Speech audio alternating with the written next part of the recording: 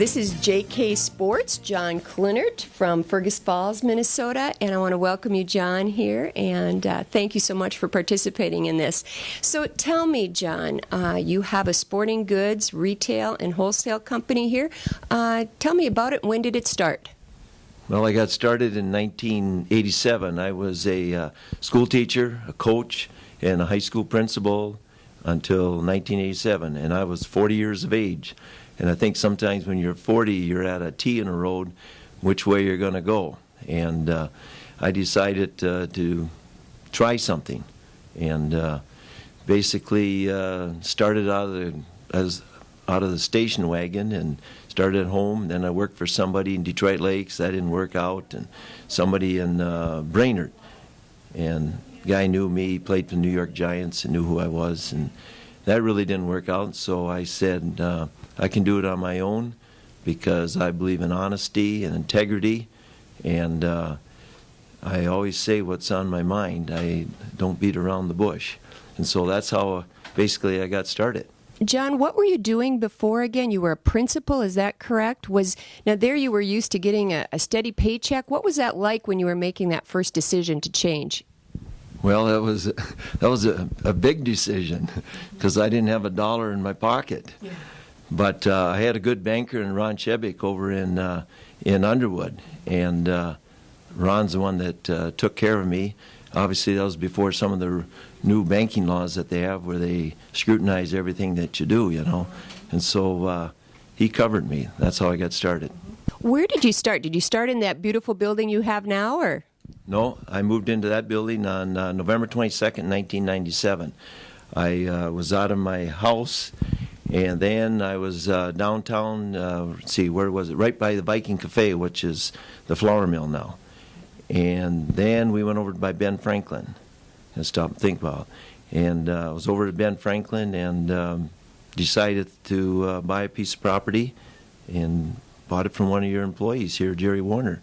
And that's how I got started. Everybody worried about me, what I was going to do, but I didn't worry about it because I felt I can do it. You felt inside you that you could do it, and you were willing to take the risk? Oh, yeah. Everybody else worried about the risk. I didn't worry about that. I got strong faith in God that, that I'll be taken care of as long as you work hard and are honest with people and not afraid. I grew up on a farm, so, we got Sunday afternoon off, but I'm not worried about 80, 90 hours a week. That's no big deal to me. Now, how many employees do you have now, John? And did it just start with you alone? Yeah, I was all by myself, and I found somebody to embroider for me, and I found somebody to screen print, and we have about 15. I do have 2 sons involved with me that I'm incorporated with, but I'm still 51% of the owner. You are doing wholesale, you do manufacturing of custom coats and embroidery, and then you also do retail and some online. Is that correct? Yeah, we have a lot of internet too. Actually, our retail is only last year was 14.8% of our business. Yesterday I was showing a person never been in my store, and we were pulling things out of the UPS bag and the Postal Service bag, and we pulled out 16 boxes before we hit a second state for the second time. So we ship all over the United States, all over the world, and it's jksports.com that you can go on to. The retail actually used to be up 25-30%, but what's happening now, and this is one of the big changes, in which is hard to convince bankers and people to understand what this internet business is all about. Right now, our retail store is entwined with the internet, and so if somebody buys in Georgia buys a Adidas sweatshirt, they'll find it online, and then it'll go off our retail, and so no longer do we have it in the retail, and we pull that out.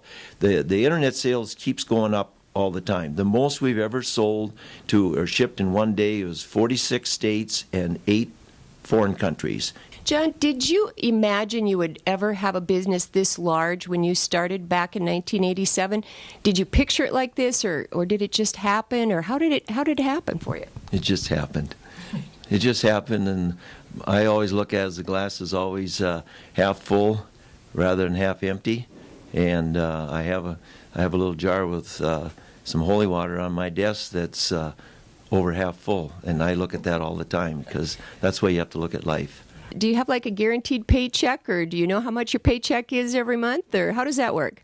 No, I'm the lowest, on an hourly basis, I'm the lowest paid in the whole business. Sometimes the checks get stacked up 2-3 deep before there's enough money to cash it. And so it is what it is, and I'm a young 63 years of age. I know that most of my friends are retired, whatever. People talk to me about that, but I got to get the debt paid down, and I've been blessed with great health, and as long as I get good health, I'll keep getting up every morning and going to work. Yeah. I don't think about hours. I don't think about, I got 40 hours, or I got Veterans Day off, or a certain day off. I just get up and go to work. If someone were going to start their own business, John, what would be a critical personal trait, one or two, that you'd say they really should have if they're going to start their own business? Be willing to work, 70, 80 hours a week, first of all. You have to be honest with people. You have to have integrity, and you just plain have to outwork your competition. You have to, unfortunately, you think about it when you're driving a car here and you're driving there, and you got to be willing to sleep less than 8 hours a day. What has your business done for your employees and their families, John, in your estimation? Well, obviously we provide jobs, and all my employees know when I hire them is that God and family are more important than the job. And so if they have to take off for one of their children, or their spouse, or their mother-in-law, or whatever it happens to be, that's number one. And we never look at work as number one. And so therefore it's very rare that anybody ever quits, because you can only afford to pay so much, but the flexibility is very important to them, and I allow that flexibility. How has the economy affected your business, John? It really hurt us. It's come back. It really hurt us last year because the schools were cut about 35%, and so some of the school superintendents or business managers said you can only have one basketball for the season rather than the normal 6 or 8, and you're supposed to get uniforms. No, you got to wait another year. And then I think a lot of business people that actually made a profit were holding on till the end of the year and to see what's happened. But we see the corporate world coming back, and school people doing it. The biggest factor is the banks are so regulated that it's so hard to get money. If you have money today, there is money to be made, because so many of the companies have great deals, but you have to have the cash in order to put it out.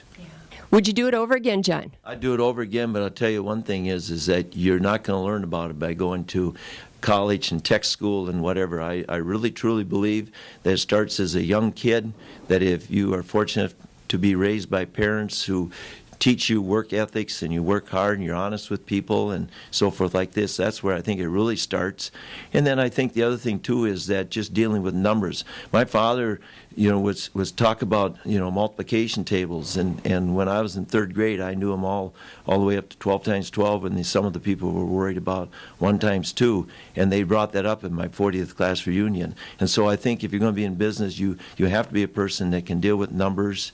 And then it helps to remember names and people and that type of thing, too. That does make a difference. If you could say one thing about America and being a businessman in America, what would you say? Well, I'm proud that when we make jackets, this is made in Fergus Falls. And I am one of these people who, when I hear somebody that sings or Star Spangled Banner or whatever, sometimes I get a little tear in my eye. I think as we look forward to the Veterans Day here, is that I'm proud to be American.